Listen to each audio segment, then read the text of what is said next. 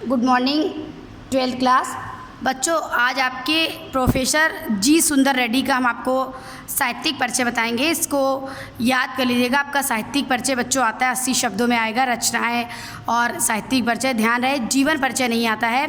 जीवन परिचय 10th class के लिए है। इन्होंने आपका भाषा और आधुनिकता पार्ट लिखा है, आपके कोर्स में इनका भाषा और आधुनिकता है। तो बच्चों इनका साहित्यिक परिचय पढ़िएगा। देखिए, सबसे बड़ी बात कि इनके बारे में ध्यान रखिए कि दक्षिण भारतीय के हिंदी के विद्वान हैं। दक्षिण भारतीय हिंदी के विद्वान हैं, दक्षिण भारत के ये हिंदी के विद्वान हैं। तो सबसे पहला कि प्रोफेसर जी सुंदर रेड्डी एक श्रेष्ठ विचारक थे, निबंधकार थे, समालोचक थे। इन 3 चीज़ों को अंडरलाइन करिएगा, इन चीज़ों को हाईलाइट करिएगा। एक पॉइंट ये लिखिएगा। फिर दूसरा, ये दक्षिण भारतीय हिंदी विद्वान हैं।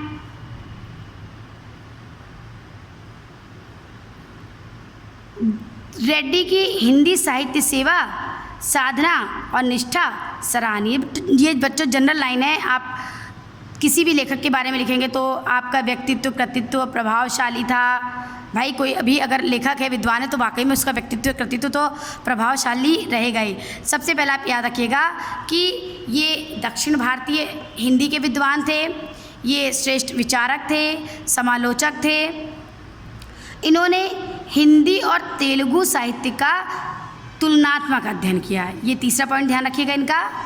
पहला, दक्षिण भारतीय हिंदी के विद्वान, दक्षिण भारत की किसी भाषा के नहीं बल्कि हिंदी के विद्वान, श्रेष्ठ विचारक, समालोचक, निबंधकार। तीसरी चीज़, इन्होंने हिंदी और तेलुगु साहित्य का तुलनात्मक अध्ययन किया था।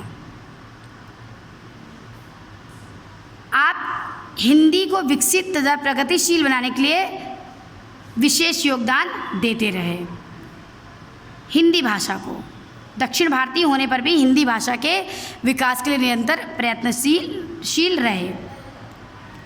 जन्म से बच्चों कोई मतलब नहीं है, जन्म आपको नहीं लिखना है। फिर भी इनका जन्म 1919 में दक्षिण भारत में हुआ था। हिंदी के अतिरिक्त आपका अधिकार तमिल और मलयालम भाषाओं पर भी था। इन्होंने आंध्र विश्वविद्यालय के हिंदी विभागाध्यक्ष पद को सुशोभित किया। ये लिखिएगा। अनेक निबंध लिखे जो हिंदी, अंग्रेजी, तेलुगु पत्र पत्रिकाओं में प्रकाशित हुए।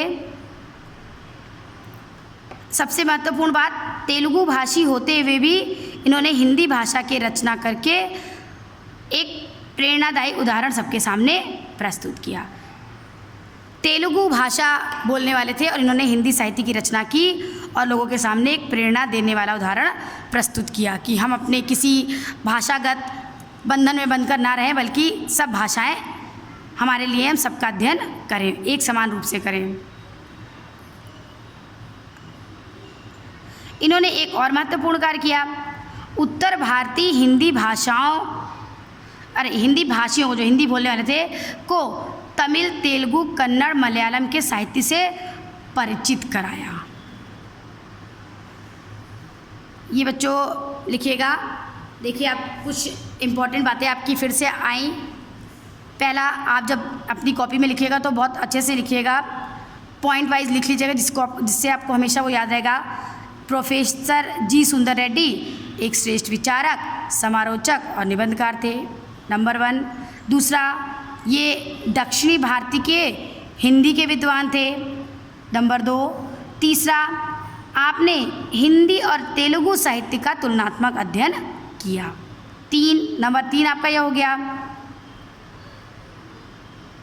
ये आंध्र विश्वविद्यालय के हिंदी विभागाध्यक्ष के पद को सुशोभित करते रहे 32 वर्षों तक। इसको ध्यान रखिएगा। इन्होंने लोगों के सामने एक प्रेरणा दी, लोगों के प्रेरणा स्रोत बने कि दक्षिणी भारतीय होते हुए भी इन्होंने हिंदी भाषा का अध्ययन किया है, हिंदी भाषा में रचना की, जो उन लोगों की एक प्रेरणा है जो भाषागत बंधनों में बंधे रहते हैं और आगे नहीं बढ़ पाते हैं। आपने उत्तर भारतीय हिंदी भाषियों को भी दक्षिण भारत की भाषाओं से परिचित कराया, यानी जो भी भाषागत भेदभाव था उस भेदभाव को उत्तर और दक्षिण भारत में दूर कर दिया। अच्छा बच्चों, ये देखिएगा, इनके 8 ग्रंथ हैं, याद रखिएगा। पहला साहित्य और समाज, दूसरा मेरे विचार, तीसरा हिंदी और तेलुगु एक तुलनात्मक अध्ययन, एक ही है बेटा बच्चों। दक्षिण की भाषा उनका साहित्य, चौथा वैचारिकी शोध और बोध, Velugu Darul language problem in India. बहुत इजी इनकी रचनाएं याद करने में भी हैं। एक तो साहित्य और समाज, साहित्य और समाज, फिर मेरे विचार, हिंदी और तेलुगु एक तुलनात्मक अध्ययन, दक्षिण की भाषाएं और उनका साहित्य, वैचारिकी शोध और बोध, वेलुगु दारुल ये तेलुगु में, और लैंग्वेज प्रॉब्लम इन इंडिया। इसको आप बच्चों याद कर लीजिएगा, रट लीजिएगा बहुत अच्छे से। साहित्यिक परिचय और रचनाएं आता है। हिंदी और तेलुगु तुलनात्मक अध्ययन नामक ग्रंथ में रेड्डी जी ने हिंदी और तेलुगु दोनों भाषाओं के साहित्य की प्रमुख विशेषताओं और साहित्यकारों का अध्ययन किया है।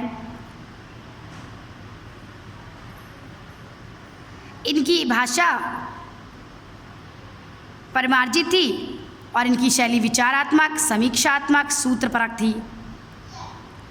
ये बच्चों इसको पढ़ लीजिएगा, याद कर लीजिएगा बहुत अच्छे से। इसकी प्रैक्टिस करिएगा, प्रैक्टिस कॉपी में लिख करके इंपॉर्टेंट पॉइंट्स। ठीक है बच्चों, बाय एंड टेक केयर।